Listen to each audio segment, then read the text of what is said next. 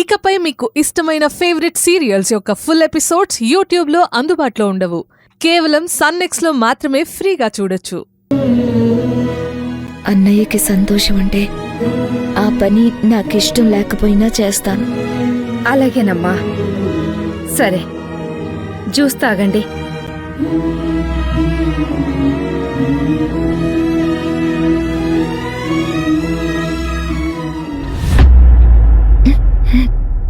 శాంతమ్మా, అమ్మా, ఇందులో షుగరే లేదసలు. నేనే మర్చిపోయానమ్మా. పర్వాలేదులే, కొన్ని చప్పగా ఉన్నా అడ్జస్ట్ అవ్వాలి, ఈ జ్యూస్ లాగా. శాంతమ్మా, ఈ జ్యూస్ చూడు, ఇది టేస్ట్ చేస్తేనే ఇందులో షుగర్ ఉందో లేదో తెలిసేది.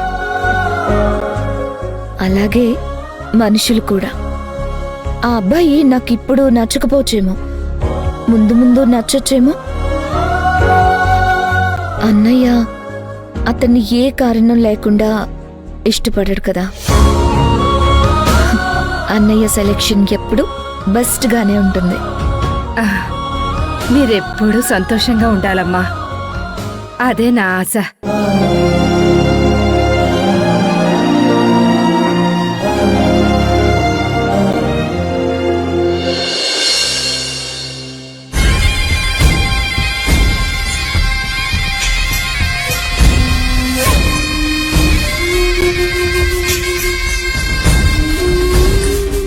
గుణ, చెప్పు బాయ్. ఆ రోజు నేను శివగామి ఇంటికి వెళ్ళినప్పుడు అక్కడ భైరవీదేవి విగ్రహాన్ని చూశాను. దాని విలువ ఎంతుంటుందో తెలుసా? 500 కోట్ల పైనే.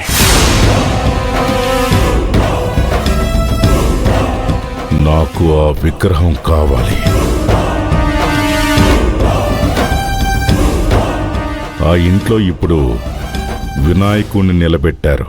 వినాయకుణ్ణి చూసే నెపంతో వెళ్ళి ఆ విగ్రహాన్ని ఎత్తుకొచ్చాయి. ప్లాన్ పకడ్బందీగా ఉండాలి. ఎంత హింట్ ఇచ్చారు కదా బాయ్, ఈ రాత్రికే పని ముగిస్తాను. వెరీ గుడ్, వెళ్ళు. వస్తాను బాయ్.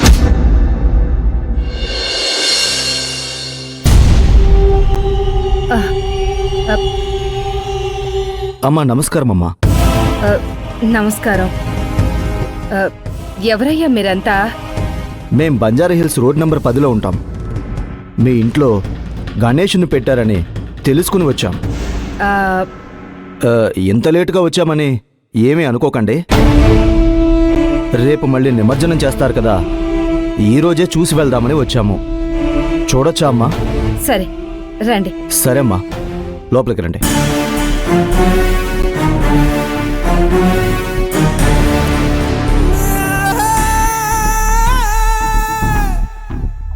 మా చిన్నమ్మ గారు కొలువు తీర్చారు.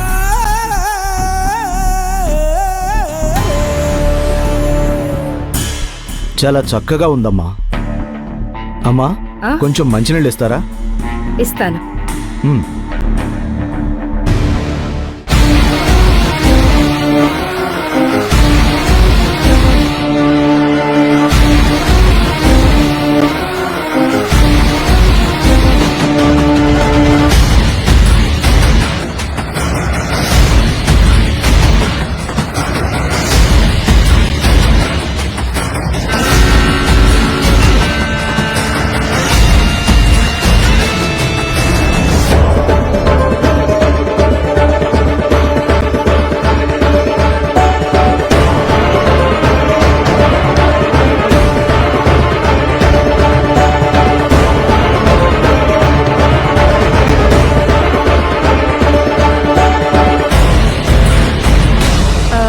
అయ్యో, మీ వాళ్ళేరి?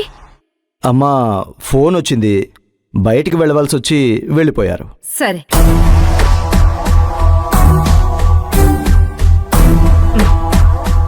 చాలా థ్యాంక్స్ అమ్మా. సరే బాబు. చాలా సహాయం చేశారు. వస్తానమ్మా. థ్యాంక్ యూ అమ్మా. సరే.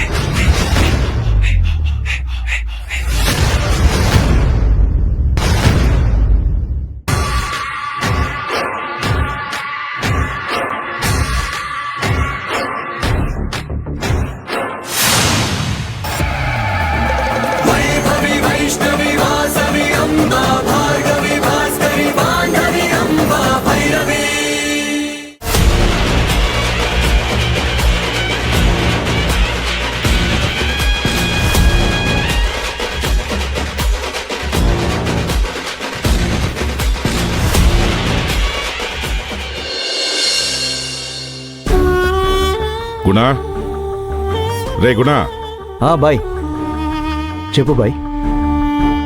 ఎక్కడ గుణా? భైరవీదేవి విగ్రహం ఎక్కడా? ఏమైంది?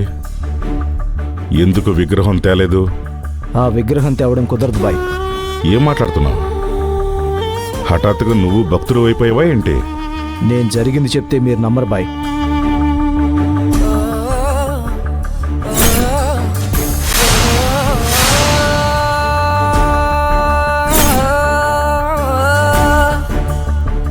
అది ఒట్టి విగ్రహం కాదు, జీవం ఉన్న విగ్రహం. నిజంగా భైరవీదేవే ఆ విగ్రహంలో ఉన్నట్లు అనిపిస్తుంది. అయితే ఆ విగ్రహం చాలా మహిమగలది అంటావు. అవును బాయ్. మరి అలాంటి విగ్రహం హరిప్రసాద్ దగ్గర ఉంటే మనకేంటి ఉపయోగం? అది మన దగ్గరుంటే మనం ఏదైనా సాధించచ్చు, ప్రపంచాన్నే జయించచ్చు. బాయ్, ఖచ్చితంగా దొంగతనం చేసైతే ఆ విగ్రహం తేలేమో. వేరే ఏదైనా మార్గం ఉందేమో ఆలోచించు. నేనైతే ఇంకోసారి ఆ విగ్రహం జోలికి పోలేను. సరే, నేను వేరే విధంగా ప్లాన్ చేస్తాను, నువ్వు వెళ్ళు. సరే రావణ్ బాయ్.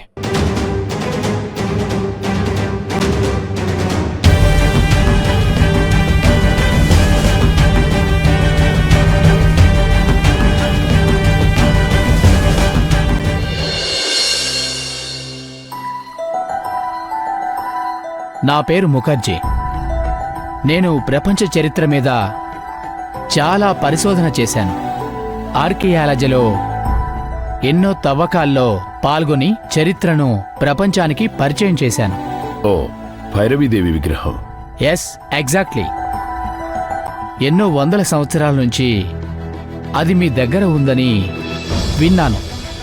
ఎస్, కొన్ని తరాల నుంచి భైరవీదేవి విగ్రహాన్ని మేం పూజిస్తున్నాం. మా ఇంటి ఇలవెలుపు. మీ ఫ్యామిలీని ప్రొటెక్ట్ చేస్తుందని విన్నాం. అవును. మీరు మాత్రమే ఆ విగ్రహాన్ని మీతో ఉంచుకుంటే ప్రయోజనమేంటి? మాకు ఆ విగ్రహం ఇస్తే ప్రభుత్వాన్ని ఒప్పించి ఒక అద్భుతమైన గుడి కట్టించే ఏర్పాటు చేస్తాను. సార్, అది సాధ్యపడదు. ఆ దేవి విగ్రహం మా కుటుంబ ఆస్తి.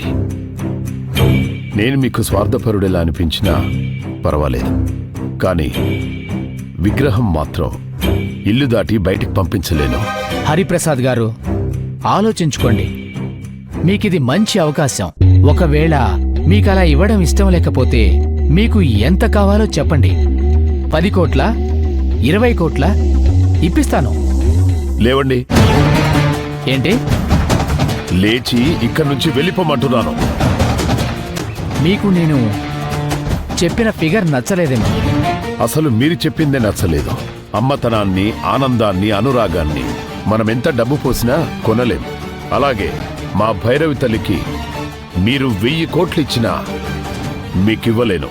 ఇక మీరు బయలుదేరండి.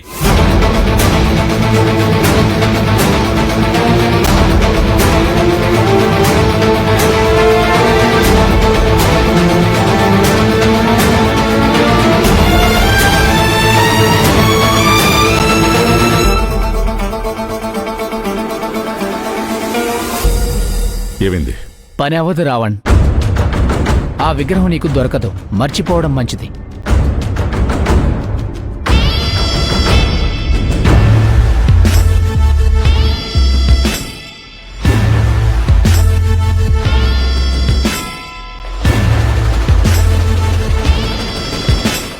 మీ మొహంలో చిరునవ్వు తప్ప కోపం ఇప్పుడు చూడలేదే.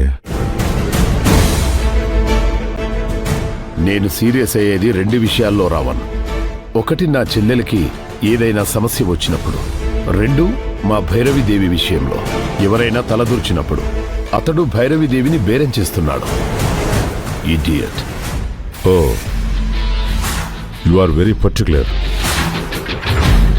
నేను మీ చెల్లితో పాటు భైరవీదేవి విగ్రహాన్ని మా ఇంటికి పంపిస్తారేమో అనుకున్నా. ప్రపంచంలో నా చెల్లెల్ని మించింది నాకింకేం లేదు. తన కోసం భైరవీదేవి విగ్రహాన్నే కాదు నా ప్రాణాన్నైనా ఇస్తాను.